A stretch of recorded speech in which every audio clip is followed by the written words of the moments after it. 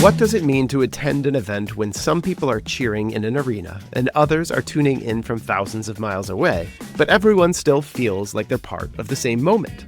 This episode is about the rise of hybrid and digital-first events and how they're creating real connection across distance. Whether in person or online, these gatherings offer more than just entertainment. They're places where communities form, traditions build, and people keep showing up. I'm Daniel Roth, and this is Event Explorer, the podcast that dives into the world's most creative events and talks to the people who bring them to life.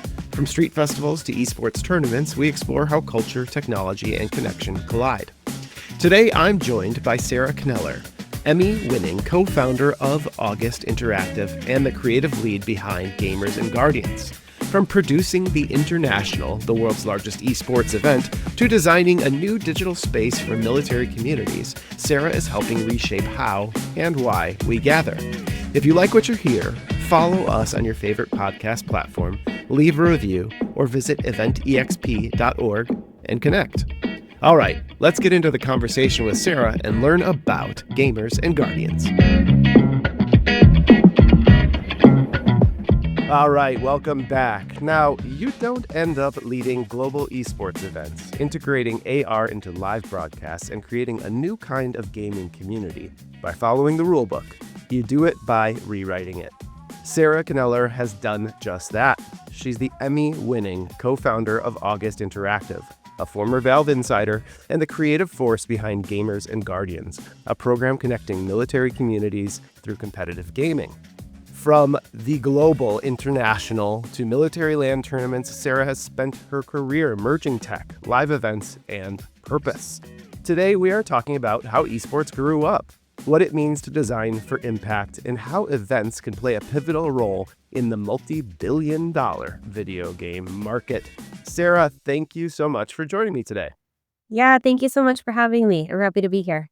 I'm just excited to dig into esports as looking at the event side of these things. I know it's a broadcast, it's online gaming, but there's also a big kind of interactive, live, culminating moment, and you've been building these for years now. When you first started in the video game industry, I know you come from like a sporting background, a sporting broadcast background. Tell me a little bit about that, and then where did this transition to esports come in? Where did you recognize such a fertile ground? Yeah, so what's really funny, about my story is that I wasn't actually looking for it. It found me. And you're right, I started in sports broadcasting. I was with Fox, ESPN, NBC, did all the major sports leagues. And I was really happy. I loved what I was doing. I was doing amazing work. I was getting to, travel, do great games. And in 2014, a company called Valve Corporation reached out. And they were looking for, they had done a deal with ESPN, and they were going to need to put what was a very unconventional esports tournament, the International. At the time, nobody really knew about what it was. It was the first esports tournament to really exist. And so they were like, oh no, we have to do this, and we don't know how to do it. We don't know what a rundown is. We don't know how to make this fit into traditional linear media formats. And so I was recruited in to just help with that. Right. So I joined on as an associate director. And while I was ADing the show, I got there on day one and quickly realized, they don't actually have any plans. There was no rundown. There was no show formats. There was no anything. And so we had a ton of fun on that first show, but really it was trial by fire. And so we were just learning under the gun the entire time. I didn't know anything about games and they didn't know anything about broadcasting. So between the two of us, we had blind spots all over the place. And so it was after that they reached out and they were like, hey, would you come back and do this again with us? We actually think we could really use the skills that you have here. So after that first ride, I was not quite so keen on going back. I was like, yeah, I think I'm probably going to stick with sports. This was a little bit of a chaos agent for me, and I don't think that I want to come back again. And fortunately, they talked me into it. And so then the next 10 years, we went on a pretty incredible journey together. But yeah, it was a complete accident. I didn't mean to do it, but boy, am I glad that I did. Very cool. So yeah, and it was it's no fault of theirs. It was such a brand new moment, and they knew they had an audience, right? I mean, when they just see this data online, X million players playing a live game. Well, there must have been a sense of how do we access that, and ESPN obviously recognized it as well. Um, yeah, tell me a little bit about you come from a sports broadcast background. Sports, in my terminology, since I'm a very event-focused person, does revolve around an event. We have to get people together. We have a live audience. If the cameras weren't rolling, we'd still have 40,000 people we need to entertain. And so we're, ancillary to or building upon a live event, a live moment. So there's that piece that goes into it. Then you have the expertise as well of your broadcast side of things that builds upon, how do we show this? How do we make a show of it, that kind of transfers through a digital audience, a digital medium. And then we have the gaming side too. So you have to, just like a baseball needs to have referees and umpires and follow the rules and keep stats. There's that side of it too. Tell me, I know that's a huge premise, but how do those kind of things come together, and where did your expertise in sports broadcasting and sports kind of event management or live broadcast management pay off there? Yeah. So I think the nexus of all of those things is really the importance part, right? And so for me, I've always looked at events in a slightly different way, and I didn't realize that I looked at them in a different way until retrospectively you're like, "Oh, I was doing it differently, but I didn't see it at the time. I was just doing the thing that I thought was fun," right? Hmm. So I generally produce from a place of what's fun, find the fun. And if it's not fun for everyone on every one of those, nets, like one of those access points that you just described, Hmm. then it's not a good idea. And so um, one of the things that I try to remember, and I remind, everybody that I work with all the time, don't be precious about our ideas, be precious about our product. And so what actually matters is how we make people feel at the end of the day. And we need to make people feel like they've invested their time and energy into something that was worthwhile, right? And we want them to do that in the live audience. We want them to do that online if they're, watching, virtually or remotely, and we want them to do that in the game. And so finding a way to make sure that each one of those things is providing value, like real value to our viewers, to our players, to our audience, um, is the thing that's really like the most important thing, just for like from a foundational standpoint, right? But then looking at it, there's a lot of different ways that you can create cross-platform integrations, and this is where I think esports is really different from any of the opportunities that I had at the time with conventional sports. And obviously, traditional sports have come a long way with how they've increased their digital presence, right? So we've seen that evolve over the last few years here specifically. But at the time, esports was the only place that we could really do this. And so there was, we had this immediate, so one of the first things that I hit on that was like, oh, this is something, was we would be able to so we could have a trigger in the arena, and the arena, so like, there would be a certain, an event would happen in the game. It would trigger, lighting that happened all the way up with the Pixmob bracelets in the arena, would turn the entire arena into this like visual spectacle. And so then the players that were playing in the game were controlling this, you know, 20, 30, 40,000 person environment around them. And then once we added fan integrations, they could also control that environment. And so it was this way where everybody, it didn't matter where you were joining from, you could participate in the experience in a meaningful way, right? So like you had cause and effect. Whereas like when we watch a football game as a spectator at home, I'm just spectating. Like it's passive consumption, right? Like I can't actually affect the outcome of what's happening there at all. But esports really unlocks a whole bunch of different potential in that way, which makes it a lot of fun. Amazing. So yeah, there is the opportunity for such exciting content.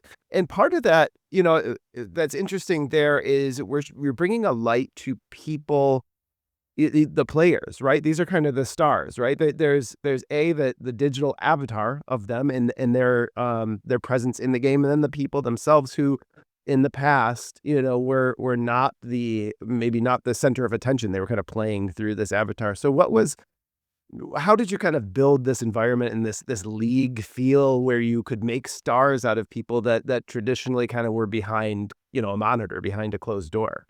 Yeah.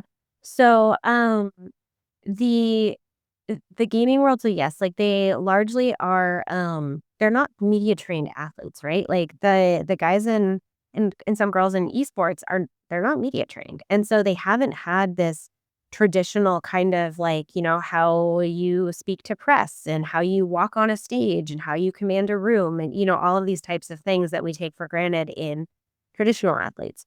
And so, a big part of it was the first, 5 years was just training the scene. And so it was things like, "Hey, we're gonna have a media days press camp, and we're gonna help people with these things, and we're gonna help them, build their brand, and we're gonna bring awareness." So there's a lot of education on the front end. And so, in addition to that, it was also cultivating the trust to say, because in a lot of instances, these players are very young. And so, there's a lot of trust. The internet can be a harsh place. And so, there's also that, that fear of if I put myself out there, what's the backlash going to be? What are people going to say about me? Am I going to get flamed? So in every way, we approached it like, we wanted them to, to feel really comfortable, to know that we were gonna take care of them, to know that we had their back, like, we were only gonna make them look good. And so, once we got that trust, then they were willing to let their personalities fly, right? And so, once we got the personalities, once we could, get people comfortable and then they could be themselves, then audiences started to, identify with, like, "Oh, player X, player Y," right? So they started to identify with different players based on where they were and what player, like, what kind of heroes they played in game or, what they were excited about. And so the humanization, like, humanizing them. And so it was because it takes, what is, a pretty normal kid in a lot of aspects, and it turns them into someone who's on a pedestal. And, what that did was it created a community that was absolutely incredible because everybody who was watching at home could say like, "Oh, that could easily be me." Which is so different from what we get when we watch sports, right? Like, I never watch the NFL and think, "Oh, that could easily be me." Like, no, it couldn't, right? Like, definitely not. So, that was really kind of the tipping point for us in recognizing the profound power of esports to connect on a level that traditional sports just can't quite reach, right? Like, traditional sports, very aspirational, very incredible. Esports, highly accessible. So, like, the low barrier to entry, really drove everything because you could easily see a track, right? Where it could be anyone. Mhm, mhm. And one of the biggest, esports events and that you were brought into and you mentioned is the International. This is is it called Dota, DOTA? Um, this is multi-country. I mean, it's, throughout the world, there's millions of viewers of this, and the prize pools can be I saw the highest point was like $40 million that was going out to players, maybe sitting in their living room and then making it their way to the arena, larger than, many other golf events or tennis events or, these kind of larger events that we are in awe of the money that's being given away here. So what's that? Just give a sense of kind of that scale, like audience size. What does it take to work at an esports level of that kind of size? Yeah. So, the interesting thing about the prize pool for Dota is, that it's actually kind of crowdsourced in a way through a battle pass. So it's a compendium pack. So the community actually sponsors and funds what becomes the prize pool, and so there's a tremendous amount of pride in growing, traditionally in growing that prize pool. The model's changed a little bit over the last couple of years, so it's coming down, but that was, when we hit the $40 million one, that was really the profound thing about it was the amount of pride that the community had in watching that grow, and so they, and again, they had agency. They were controlling the outcome, and so which gamers love, right? And so, the, that was pretty incredible. It also causes a lot of international attention when you're doing things that way, right? Because people can see from all over the world how they're participating in it. When you look at event organization on a global scale for esports, yes, it's a monster. So yeah, prize pools are huge. The complexity of systems architecture is also huge. Um, we had at one point we had broadcasts happening on in 5 different countries. So Singapore, Kazakhstan, Bucharest, Norway, and Shanghai, China.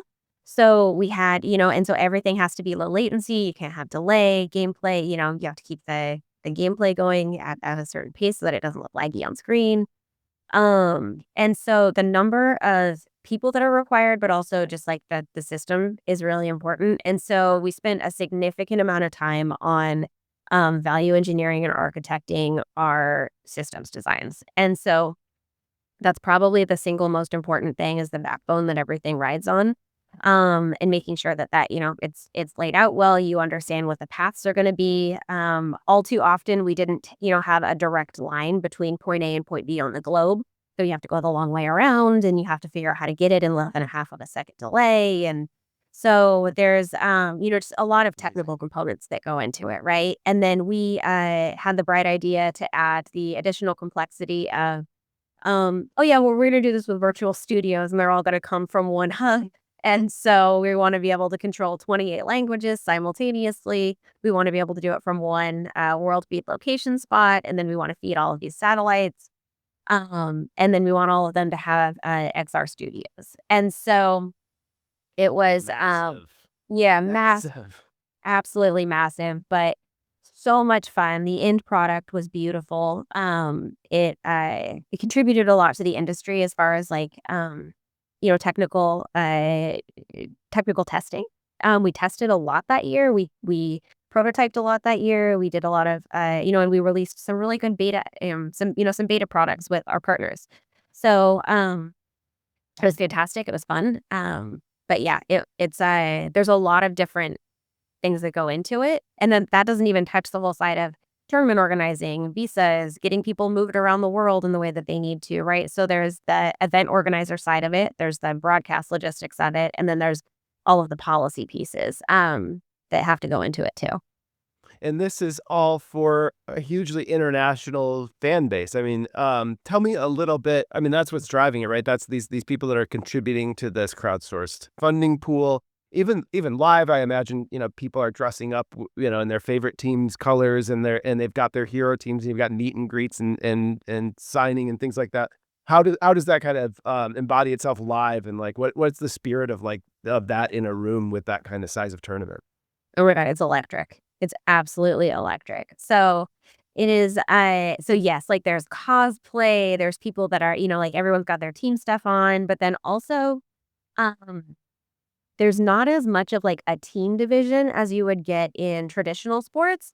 People are there because they love the game. And Mm. so while there is like some national pride that comes with, teams from different regions because the international is, based on geographic region. And so, there's, but ultimately everybody's there because they wanna see good gameplay. And so, like, whereas, like, with football, people don't show up and they're like, "Go football." Like, it's Sure. actually just people come to an international and they're like, "I'm just here for the Dota." And so, um, it is it's like festival, so kind of, we had a lot of, like, emphasis on the festival side of it as well. And so there's, like, outdoor watch party, like giant screens on lawns and beer gardens and food pavilions and, food trucks and land tournaments for attendees that can just come in and like pop in and play Dota.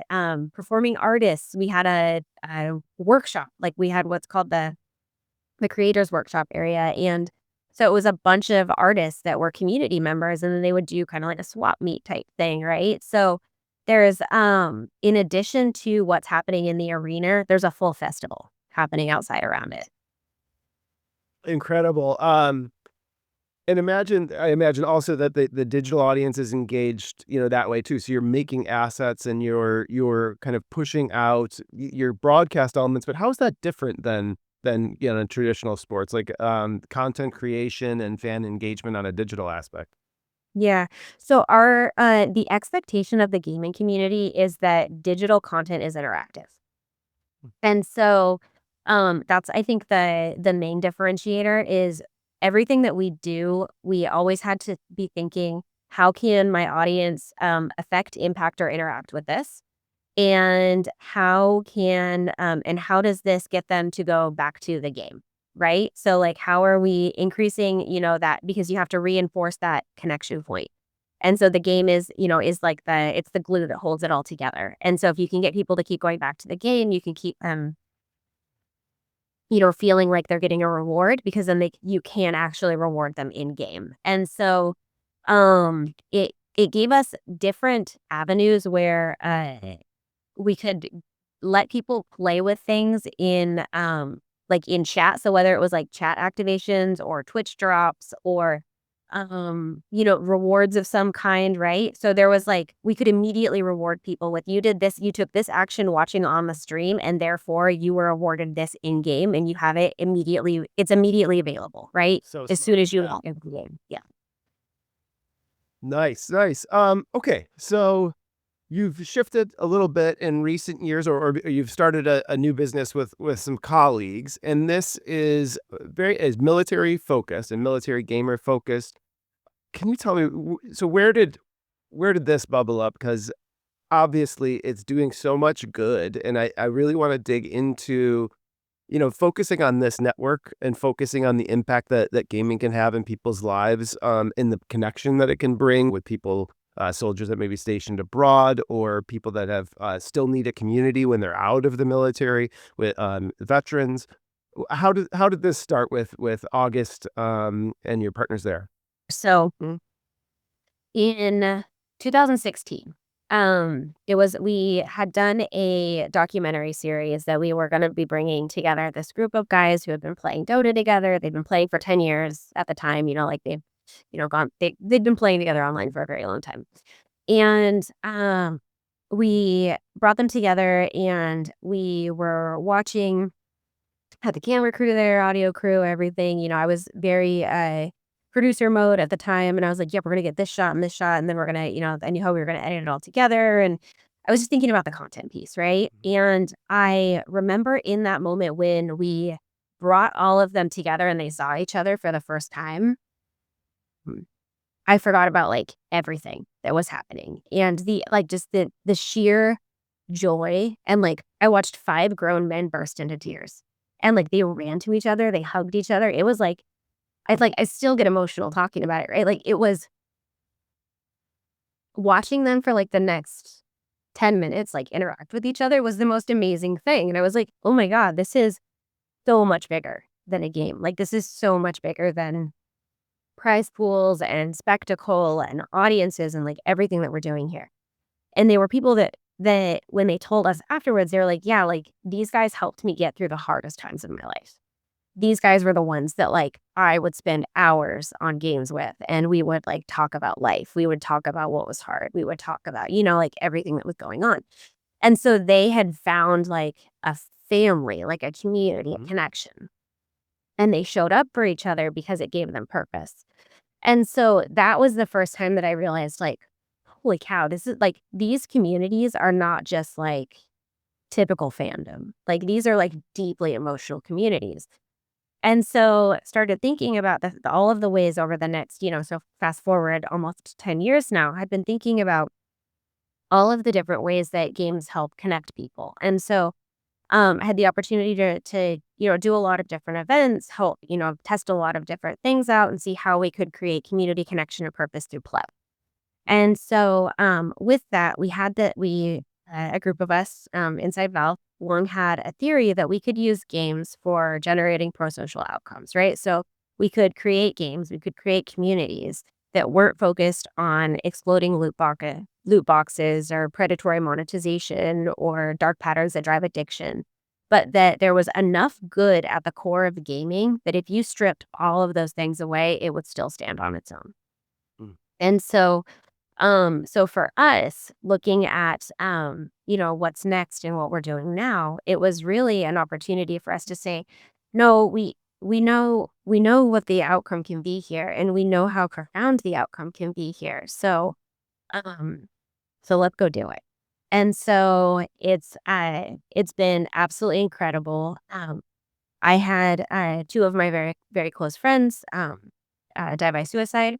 And so for me, one of them a veteran, one of them not a veteran. And uh, by all counts, people that I thought were very happy. And nobody, and it was one of those situations, or both of those situations, where everybody kind of looks around and says, "Did you know? Like, did you know that they weren't okay?" And uh, unfortunately, all too often, that's way too common of a story. There's that happens way too many times. So I come from a Navy town, a military family, Navy family, and so for me, just having the opportunity to use everything that we have learned to be able to provide a time, place, and space for a community that is wildly underserved.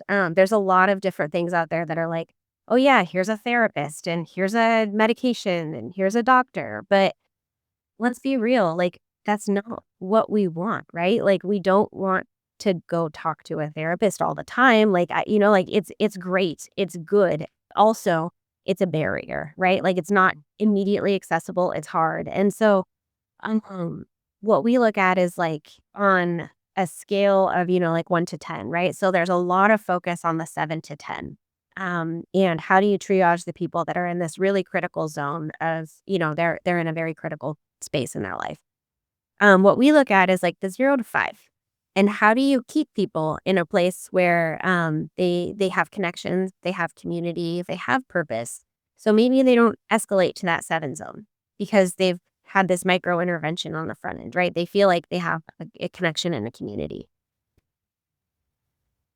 So I think that was a very long-winded answer for you. No, Right? But the benefit is, I mean, obvious, but not something that that was prevalent probably, or that was and still needs more attention. And that I it's just amazing to hear you talk about being able to provide purpose, and y- I grew up in the 80s. It was like, turn that video game off. It's rotting your brain. It's almost seen as a waste of time. Yet, whatever. There's so many other things people do that are so similarly or even less connected or less constructive. So giving space to this as a joy in our lives is important, and this type of thing can provide joy. What portion of your day did you have joy or not? Let's add to the part that we did have that joy, and then be connecting people in an increasingly disconnected world, right? And increasingly, the digitization of this world has given us so much convenience, but has made us so much farther apart. And obviously, I'm a huge proponent of events and festivals for this reason. And that's why I was so interested in this story, and I'd love to hear you talk about the idea of an event or a coming together, digitally, and kind of how you plan on kind of making more of those spaces, and what does that, um, how do you build that a little bit? so we have two major projects that we are working on right now. And so the first one, we're currently in season 1 of Gamers and Guardians. And so Gamers and Guardians is a weekly series where for 4 hours every Thursday, 4 p.m. Pacific on Twitch, we have people play in. So we run different games every week, and people can join live. They can join our Discord. They can pop into a game right then. So every week, reliably, time, place, space that you can come, you can play, you can have fun, and you know that it's going to be a good time. That's really important for community building. Mhm. And one of the so with that, it lets us have something that people can count on. They can look forward to every week, right? And so we've had great feedback from the community that's been participating in it. So far, we just finished episode 6 last night. And so people are absolutely loving it. They're having a ton of fun. And so what it's going to end in is so it's online, right, for 23 weeks. So it's a 23-week season 1, so every week we play, and then it culminates in a LAN tournament for the finalists. And so we are actually gonna fly all of the, the winners in that qualify for the LAN tournament at the end of the thing, and then we have an in-person event for them. And so, it really is combining the best of both worlds, because we have, the low barrier to entry. Anyone can join anytime, doesn't matter what your skills are. There's people like that are, they can teach you, you can learn. If you're really good, you can come and you can just, be the teacher or beat up on people, whatever you feel like that day. And so there's that part of it, which we absolutely love. The other thing that we're doing is, and that's, regular community building. Then we also have the Military Esports League that we're launching, and that event's going to be in San Antonio in February 2026. So at the Boeing Techport Arena, where we're going to be. And so with that, it's really the pinnacle of the professional tier of military esports. And so again, we're doing, much like we did before with Dota, we're merging together the everyday experience for the community at large, but then also putting on display, what it looks like at its apex. And so it gives you something that's inspirational, it's aspirational, it's a ton of fun, but it's also super accessible because everybody has a path that could get them directly to that military esports league event in San Antonio. So what's that? This is arena size. This is the first one, and you're going big. What's that kind of shaping up to be? From an event perspective, or from that kind of from the attendees, what do you want that experience to be like? Again, we want it to be the full festival experience. We want it to be, immersive. And I hate that word.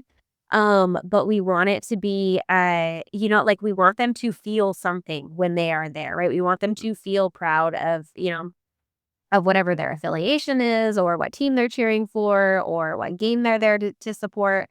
So we have a variety of games that are going to be played at the tournament. So it's not just for one IP. That's another tremendous advantage that we have now is we can use a variety of IPs. And so we can get lots of different communities. So that's awesome. But yeah, so we have, watch parties. We've got a Champions Lounge. We have a drop-in Apex tournament, in the LAN lounge that we can have up to 90 people playing. So attendees can just pop in and then we're going to run an Apex tournament for all of them. We have the main stage, which has, all of your pro tier, competitive play happening on it. We've got some very fun, I can't quite say it yet, with some very fun celebrity matches that are going to be happening as well, which is awesome. So that will be very cool. Drone racing outside. We've got like all kinds of stuff. Yeah. So it's shaping up to be a very fun event. We're still early in the planning for it. But already like that list of things that I rattled off, like if we stopped there, it would still be great. Yeah, it sounds amazing. Just while I've got you, and your expertise is tested and it is, you're putting it towards so much good. What can you, let's just talk about positivity in the gaming world and what your hopes are kind of for the future and how can people kind of access that, um, from just, personal perspective, but then, if people are building events and they can think about, esports perspectives and digitization and interactivity, how do you see that growing? How do you see this field kind of, I think it still is, right? There's new game, the industry is always pushing new games and fans are always hungry for what's the next game. I think games get these loyal fan bases, but then all of a sudden we're splintering off and now there's a new community with new characters, new mascots, new ways to play, and new systems to play on. Um, how do you? We're kind of at this burgeoning point, right? It does feel like this industry is just getting started, even though there's millions of fans. Kind of, what are your thoughts for the future and for those who want to build it? You're right. I think it is. I agree. I think we are just getting started. We have grown a lot over the last 10 years, and boy, do we have a long way to go. Like we have a very long way to go still. industry's still very green in a whole bunch of ways. And so from a game maker's perspective, so we're also making a game. That's the third part of the circle, Nice. right? So the game is the glue that holds it together, and we have the community and the professional scene. So we are making a competitive esport game. But one of the things I think for me, the thing that I get most excited about is thinking about um, the industry moving away from kind of the cheap tricks that have been used for a long time in game making, right? And so if we can get away from those things as an industry, I think that the player bases will be better off for it. The game makers will be better off for it. Um, there's going to be a little bit of, um, I probably made a whole bunch of game makers cringe with that sentence. But we have a responsibility, and we have, like, a moral obligation to not abuse our players. And I think that too many developers out there abuse their players. And I think that too many developers out there use intentionally predatory, game making mechanics. And so my hope is that with the onset of and quick adoption of AI tools, and with decreasing the barrier to entry to games making, that it actually creates more accountability, because there's going to be just an overflow of products available on the market, right? Like, it's going to be so saturated is what I'm anticipating. And so in order to rise above all of the noise, you're going to have not only a great product, but something that people feel good about engaging in. And as you look, like, generationally, millennials were tilting more in the direction of, value-based products. So aligning with companies that that mirror the values that they hold as consumers. But then when you go younger than that, so Gen Z, even more so, they're, embedded with value-based products. And then alphas, 97% of them are gamers, and also care huge about social impact. And so um, there's, I think, going to be a really big obligation to honor those. Mhm. It, People are investing their time with yeah, you. yeah, And yeah, it's almost funny to hear you say, with more AI, it's going to require more human. It's that there's just going to be a wash and a sea, and the things that are going to pop up are things, that have empathy, or the things that have true engagement. Um, and I think I mean, that's optimistic, and I'd love to hear it, and that you've seen it. I mean, I'm sure what's cool about esports and digital events is you have metrics galore. A lot of festivals, they just like, yeah, I think there were 10,000 people watching that artist. Was it a good investment? We're not sure. But as soon as an eyeball moves away, basically, or as soon as someone clicks away to something else, okay, well, hey, we lost half our audience there. Maybe we should reshape that into something, that kept the audience. And you're doing that, from I do think there's an empathy there. There's a reactiveness to, and that what you're doing with it. Yeah, somebody could say, "Oh, well, we're incentivizing you. Just come back, please come back, please come back." But if somebody's invested in a story, they're also not going to click away. If somebody's invested in a person or a team, and know that the meaning behind what they're doing, there's so much more to it.